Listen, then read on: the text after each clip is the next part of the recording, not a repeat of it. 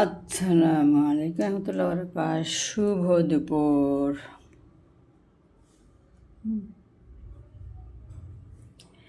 আগে আমি জালি কুমড়াটাকে ডাল দিয়ে খাইতাম সবজি, কিন্তু দেখা গেছে যে ডাল আমার ভীষণ অ্যালার্জি।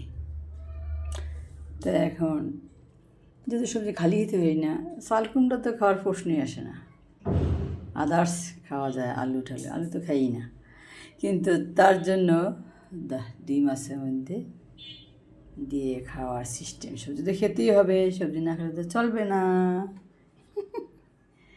আমাদের তো কোন কোন কে জানি এরকম কথা বলে, চলবে না, তাই আমি এভাবে চালাইলাম। হ্যাঁ, এই যৎকালে তার ব্যবস্থা করতে হবে।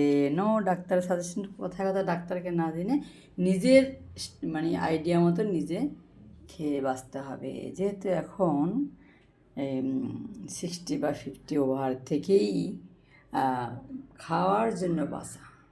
আগেই তো বাঁচার জন্য খাওয়া, কিন্তু এখন না, 50 ওভার খাওয়ার জন্য বাঁচা। খাওয়া ভালো থাকবা, না খাওয়া তো খুঁড়িয়ে খুঁড়িয়ে হাঁটবা। আল্লাহ হাফিজ।